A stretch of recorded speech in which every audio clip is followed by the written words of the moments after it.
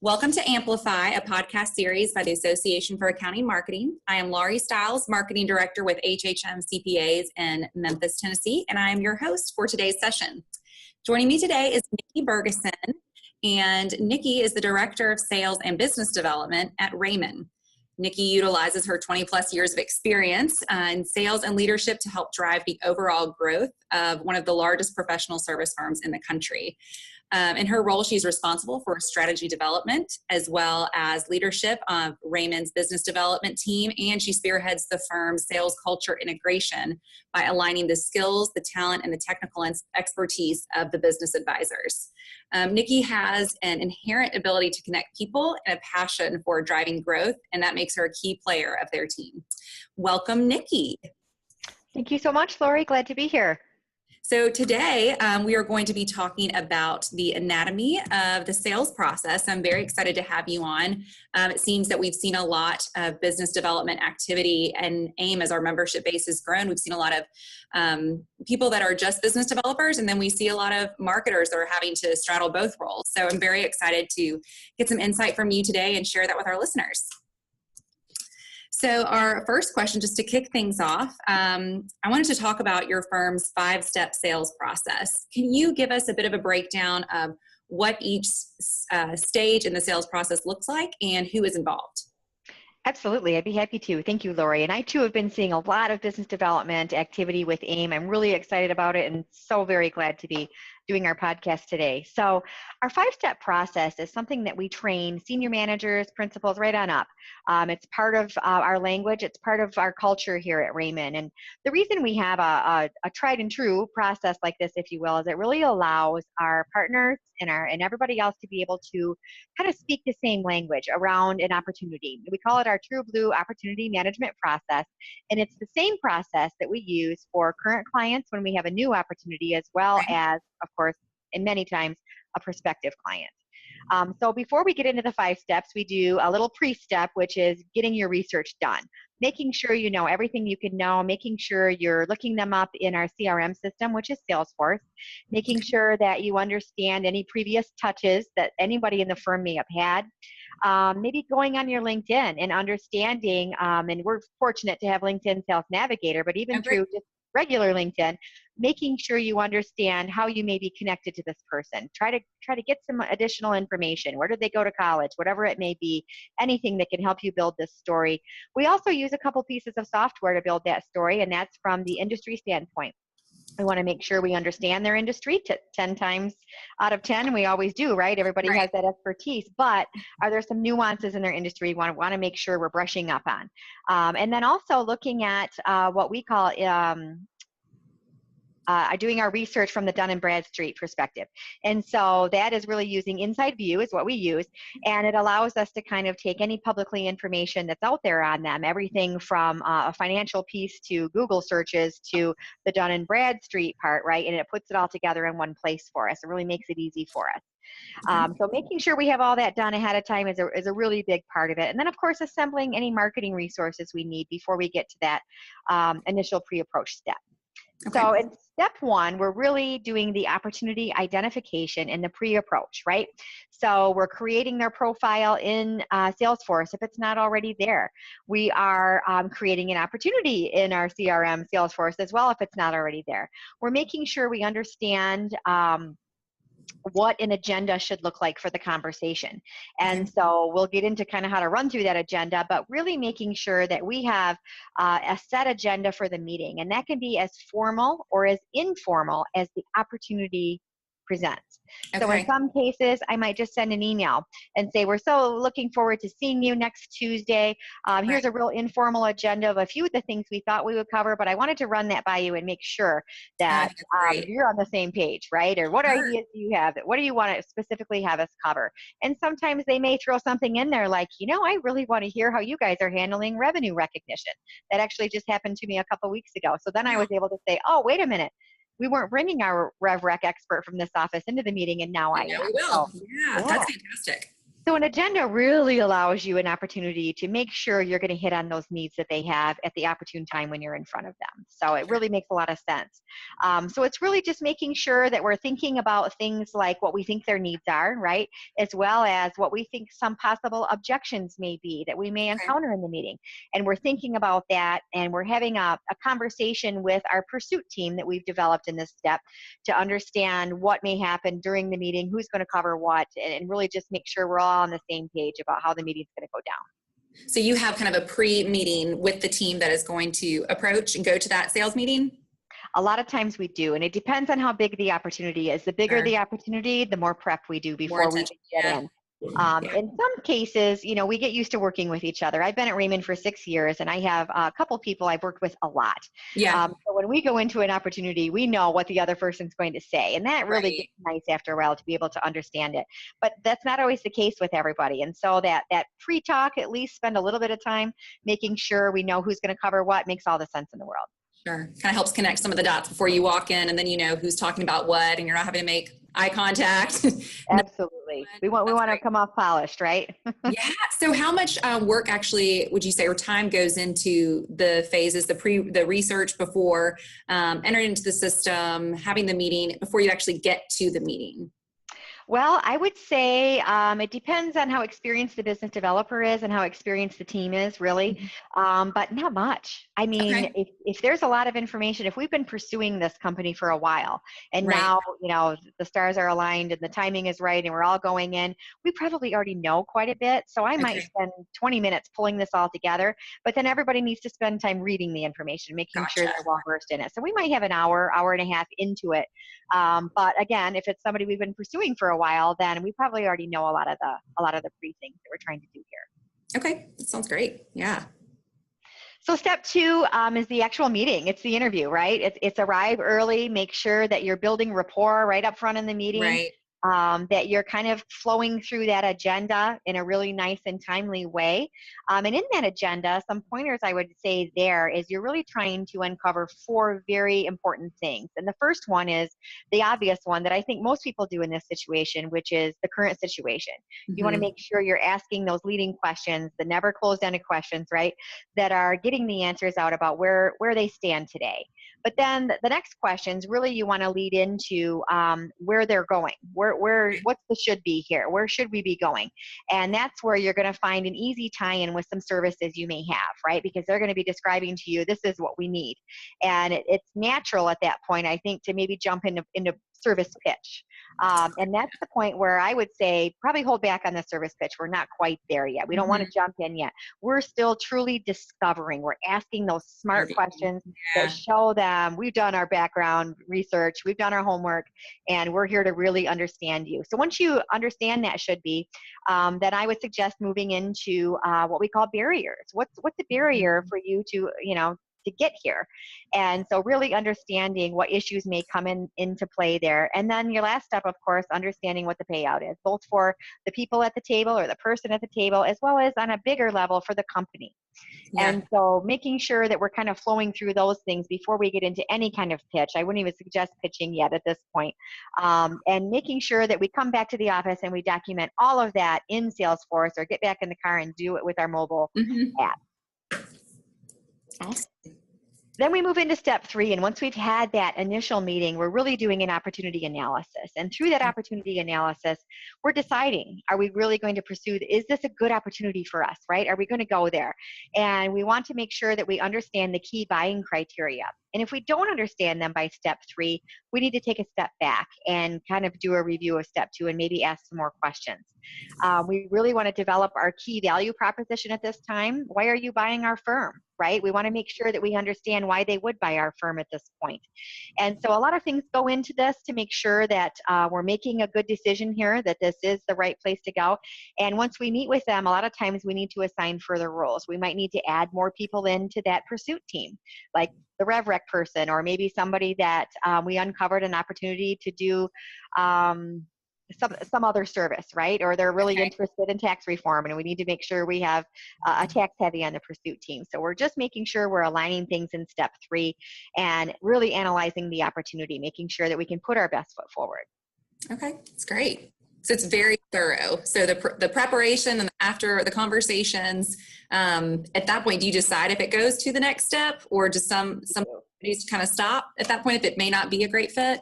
We do stop at that point at some time. Okay. And it's hard to stop, isn't it? Because once Right. we talk to someone and they're interested and we're interested, it's hard to stop. And so we're really trying to look at, is this the right fit for our Yeah. firm? And we have some very specific things that we do to test that, that I won't go into too much detail here, but there are some things that we do to help qualify it a little bit further and make sure it's a good fit. Yeah. And then we get into step 4, which is my favorite step, because that's really getting into using the proposal system that we have to develop the proposal and developing the presentation, which is my favorite part. So there's a lot of work that goes into this as well. And of course, we have a wonderful support system set up at Raymond to help us do that. And so we have a software called Qvidian that we use to put the proposal together.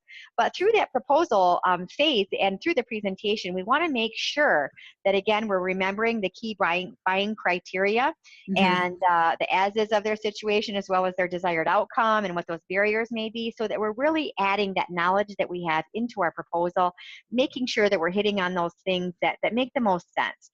We also want to think at this point about not just their needs and the benefits, I mean, those are the key, but also why buy our firm, and really make sure we're answering that question for them through our proposal and through our presentation.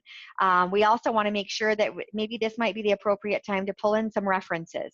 Who are some clients who've given us permission to mention their names to tell them about that are specific to their industry or specific to a need that they have? And then we, of course, create our document. We seek assistance from the pursuit team, having a business developer involved all the way through these stages. And this stage is a really critical part to make sure that we're hitting on those needs as well as the specifics. If it's a request for a proposal or a request for quote situation, we want to make sure that we're being thorough about it and answering. And they've put a lot of work into those and making sure that we're answering everything that they've asked. And then we get into practicing, right? So if we're presenting our proposal, or if we've already submitted a proposal and we go in to present, we want to make sure, especially on the bigger opportunities, that we're taking time to practice our presentation. In a really large opportunity, we may take hours to do that, and we have the whole pursuit team at the table, and I'm firing questions at them that we think that they may ask us, and we're making sure we know who's going to answer what types of questions. Knowing, of course, all the research we've done and all the conversations we've had, what's most important to them. So then we get into the fun part. We say thank you afterward, right? We make sure that we follow up with the thank you. Right. And then step 5 is the commitment. And the key to step 5 is the follow-up, to follow up, follow up, follow up. I think your best business developers and rainmakers and accounting firms are people who know the importance of how to follow up. So, and all through this process, of course, keeping our CRM up to date as well. So I know that you mentioned emphasis on the follow-up. So what does that look like if someone's just kind of going silent on you? At what point do you, I wouldn't say give up, but maybe pause that opportunity or table that for now? That's a great question. I find that in accounting firms, I think people stop too soon. Nobody wants to be that nagger, right? Yeah. Nobody wants to be the person who's annoying someone. And yet I know in my role, I buy things from salespeople. And I know in my role, from time to time, I really appreciate it when I get that second follow-up, because I meant to answer it and I just didn't have time. So it creates an opportunity to have a conversation, or to say, oh, you know what, I meant to tell you, we're actually tabling that until next quarter. I'm so sorry, but can you call me in September, or whatever that may look like. So that follow-up is such an important piece, and it's one that I feel people are hesitant to do. Well, I called them one time, right? And the follow-up may be something simple. The follow-up may be, of course, the thank you. And, you never want to leave that conversation without knowing what their time frame is. That they're going to tell you, you can expect an answer by this time. And if that time has come and you haven't heard an answer, I especially would not give up, because you want to get that answer. And even if the answer is a no, you want to make sure that you're finding out why it was a no. And typically I find that potential clients are great about that. They'll tell you, you know what, this is why we chose, it was price or whatever it may be. But really getting that information out of them as to why they did what they did. I think that's very informative. And so then once you get that feedback, do you kind of have a regrouping again, whether you win the new client, or if you lose that opportunity, or if they they decide to revisit later, do you get together with the team and figure out, what did we do well? Where could we have improved? Kind of a post-meeting, post-opportunity follow-up. Does that ever happen? We absolutely do, especially on the larger ones. Yeah. We try to share as much of that information firm-wide as we can, because we have different markets and we have different strengths in those markets, and Sure. yet we can all learn from each other and learn from those wins and learn from the losses. We've learned things from losses that have helped us fine-tune our proposals and fine-tune our presentations. And from the wins as well as the losses, we've had things said to us like, we love it when you guys do this, and it's something Sure. unusual that we do that, okay, we know we're on the right track because they love it and they give us good feedback about it. No, that makes complete sense. I think you want to learn from the losses and learn from the wins and continue. It sounds like you get very involved with the training side too, and helping develop the accountants and helping them understand why they received the results that they did, which I wanted to jump down to a question actually related to that. So how does the sales process differ when the opportunity is brought to the table by one of the accountants at your firm as opposed to one of the business developers? That's a great question.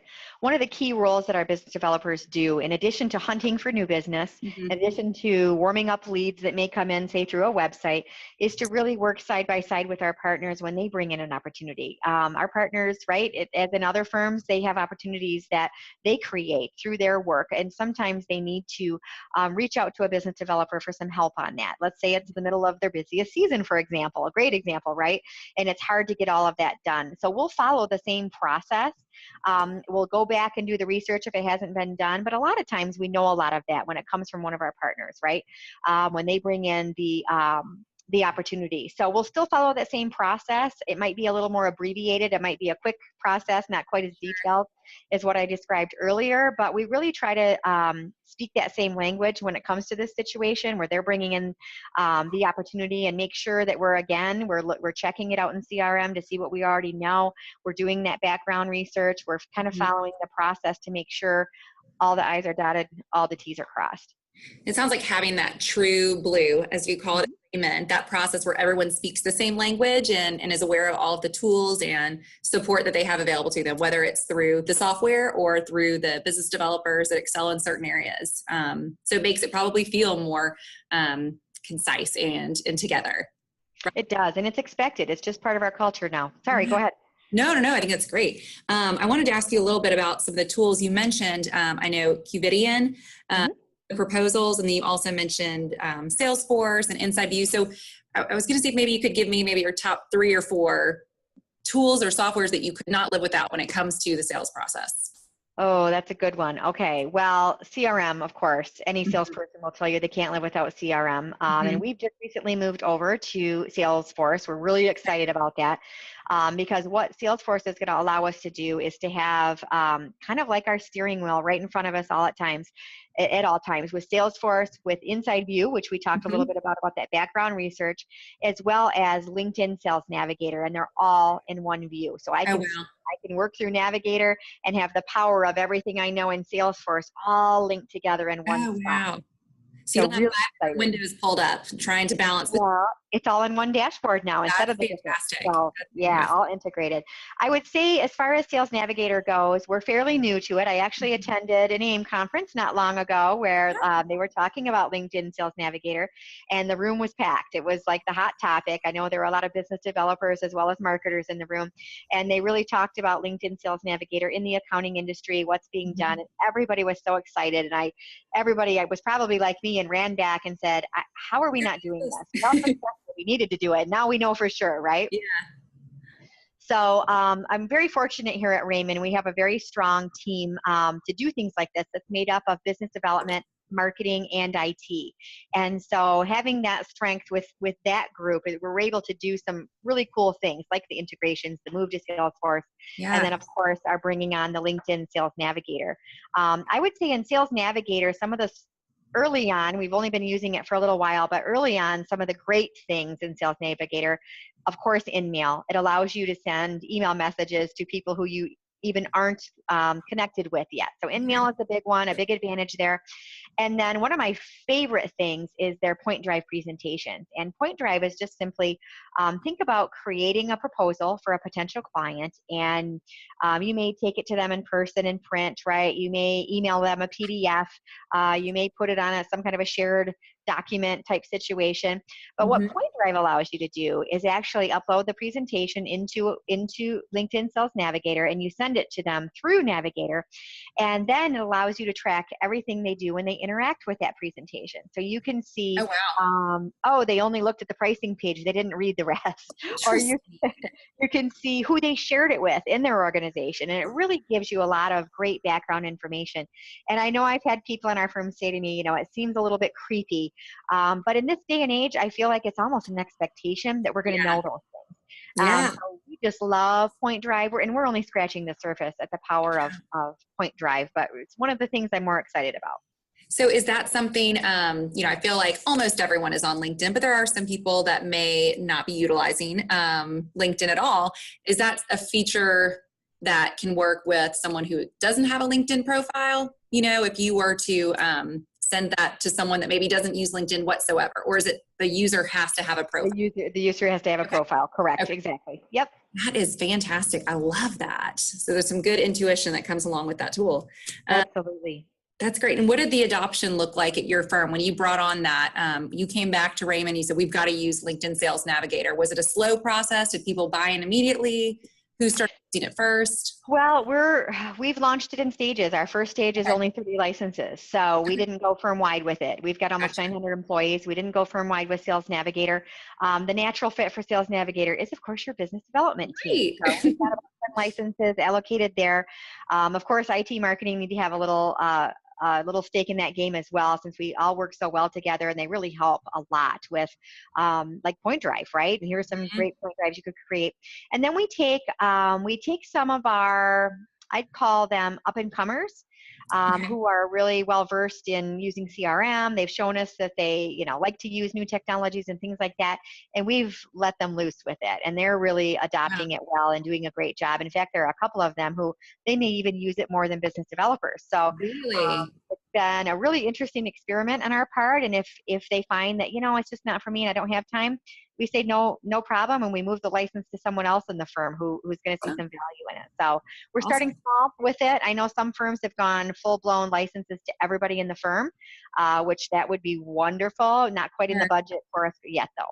Yeah, no, I think that's fantastic. I'm definitely going to look into that for my firm for sure, because we don't have a full-fledged business developer. Our technicians are the business developers. So that being a really great tool for someone that may be apprehensive and reaching out to someone as a cold call or someone they don't know, and be able to send that in-mail message. Which brings me to my next question. I know you presented this year at AIM, and you focused on cold prospecting. What are some of the pros and cons when it comes to pursuing a cold prospect as pursuing a warm lead?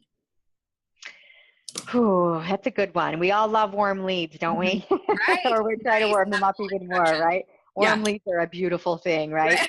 But there has to be work that gets done before they become a warm lead, and that's where the cold part comes in. Yeah. So to me, again, career salesperson, I love cold prospecting, excuse me. Really? It's something that's really fun to take someone from cold to warm to a new client. That's really a fun thing for me. Challenge. I love. It's a fun challenge.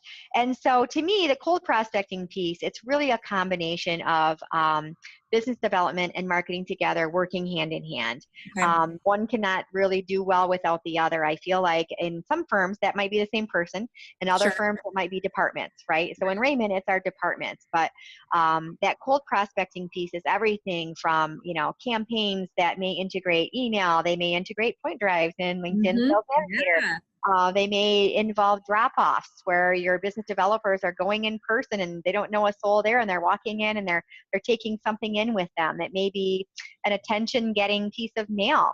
It may be a phone call, right? It may be working really hard at those industry events at which we attend. So there's a lot of pros and cons to both. The cold prospecting, when we talk about sales cycles in the accounting world, sure, everybody may have had a 2-week sales cycle, and congratulations on that when it happens. But Not the always the case. reality is they're very long, right? Our sales Yeah. cycles are long. And that cold prospecting is about, it's how we fill the funnel to get them to those warm leads. And it's Okay. a constant work. It's fun to chase after warm leads. It's fun to chase after, doing those presentations. But at all times, we have to have our eye on the cold prospecting and making sure that we're feeding that funnel.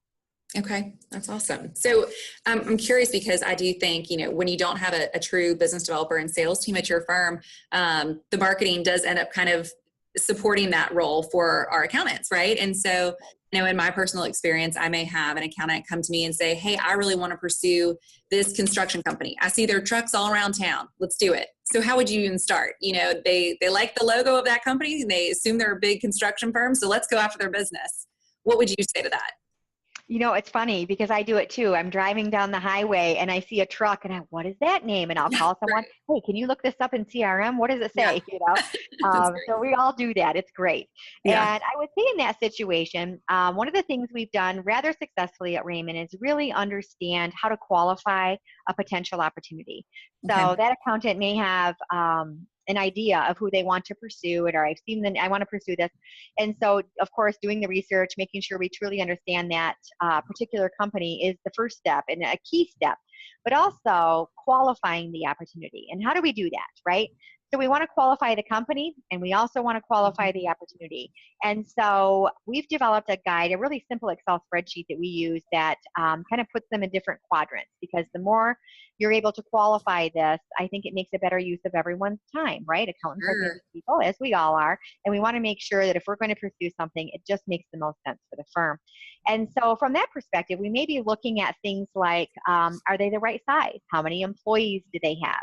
Do they value professional services? And how do we figure that out, right? Well, publicly available information can help us. Tax returns really help with things like that. But really understanding where they sit. Are they in growth mode, right? If it's a company that's growing, they're much more attractive. Are they in a place where they may have some succession taking place in the near future? Is there a changeover in leadership, right? So we're looking for those cues to qualify it a little better to make sure that it makes sense for us to spend time pursuing that.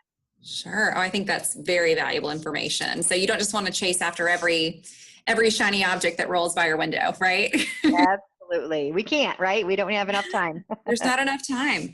So you did mention earlier, it would be great if the sales cycle lasted 2 weeks, but that's not often the case. What would you say to encourage people who feel like they're pursuing a potential client they feel like it's taken forever? What has your experience been as far as like kind of a sweet spot in that time frame for the sales process? I'd say it's 2 years, quite honestly. And that's 2 years before you may get an opportunity. Not just close it, right? So it just depends. It depends. Drip marketing and all of that, and name recognition and branding and all those things that we do to get to that point. It takes a while. It really, really does. A lot of times it's a matter of timing as well. As any salesperson will tell you, timing is key. And making sure that you're constantly working on filling that funnel so that when the timing is right for them, you're ready and you're the first person that they call. We've had potential clients that we've pursued for many years where we have great relationships, and maybe they've thrown us a project or two, and we're really hoping to work with them on a much bigger level because we see a great fit. We know we would be a great fit for them, and we feel they're a great fit for us. And yet it takes a long time to get there. But when the time does come, a lot of times our CEO, I've actually heard him say this, that it's okay to be in second place, because second place is the first phone call they make when they're ready. So putting ourselves in a second place, I think, is a good goal to have during that process. Oh, I love that. I think that's great. It's very encouraging too. So people don't feel like they're maybe getting told no a lot. As long as you're the number 2 person and number 1 tends to stub their toe at time or 2, you might be the one they're waiting for. Absolutely. So my final question today, I just wanted to, and you kind of touched on this a little bit, how do the business developers and the sales team at your firm decide which opportunities get added to the sales funnel? Because I know not every prospect is necessarily an opportunity.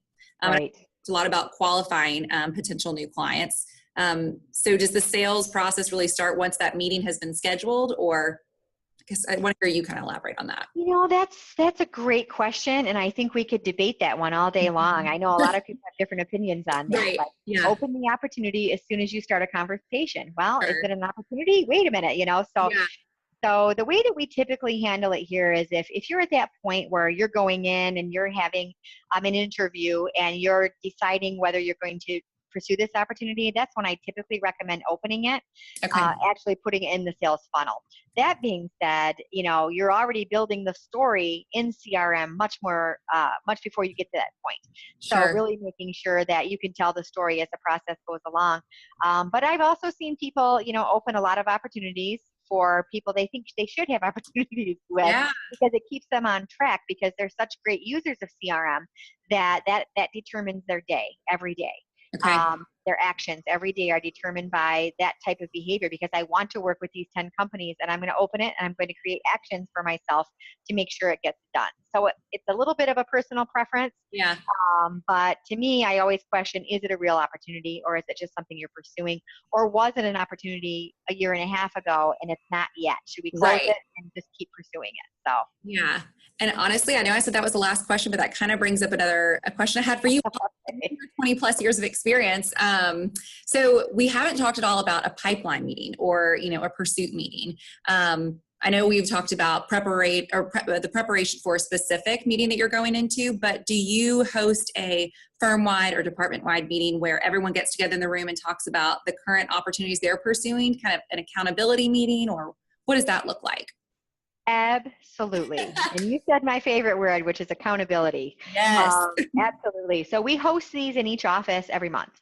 Okay. Our business development team is a key piece of that. And in some offices, they're so good at doing it. The business developer just kind of is part of the team.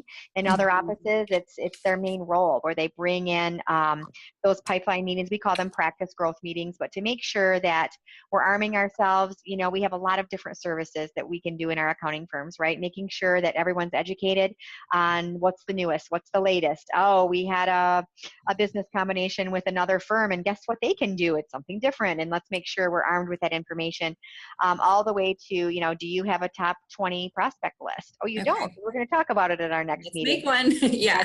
Right. And then taking actions out of those meetings. To me, taking action out of those meetings is probably one of the most important pieces you can do, because they're not accountable to me holding the meeting. We're all accountable to each other for those actions. And I don't care if you get those actions done 20 minutes before that next meeting, a month later, as long as you get them before that next meeting, right? Whole point. Sure. So, yeah, it's a regular process that we have that we get a lot of value out of. We make sure that we're, especially, it's a big company we've been chasing for a long time, and someone comes to the meeting and said, wow, they just moved into my neighborhood. That's perfect. Oh, the CFO is my next door neighbor. Yeah. Right. An opportunity where those conversations happen. So, so you talk through the current opportunities, and other people in the room who may not have been a part of that pursuit team may end up having some sort of relationship. Absolutely. So who attends the meetings in each of the offices? It's always business developers, right?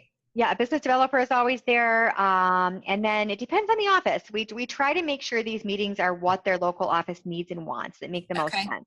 So, of course, we have our partners there. We have our senior managers. We have our managers.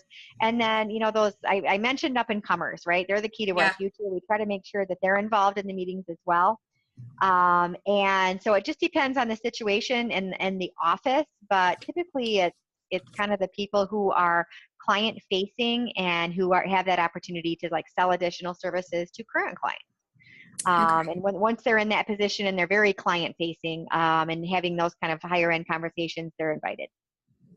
Well, this has just been incredibly informative for me. I honestly feel like we could have continued to talk for another 20 or 30 minutes. So, but I really wanted to thank you. You've got so much insight and background in working, I know, in the accounting world and then outside of the accounting world too. So you're a great resource, and I'll make sure that we include some contact information for you in case other AIM members would like to reach out. But I do want to thank you for joining us today, Nikki, and we really appreciate it. All right. Thank you for having me, Lori. Thank you so much. So this wraps up another episode of Amplify. Please watch for another podcast from the Association for Accounting Marketing next month. And as always, aim high. Power up, listen.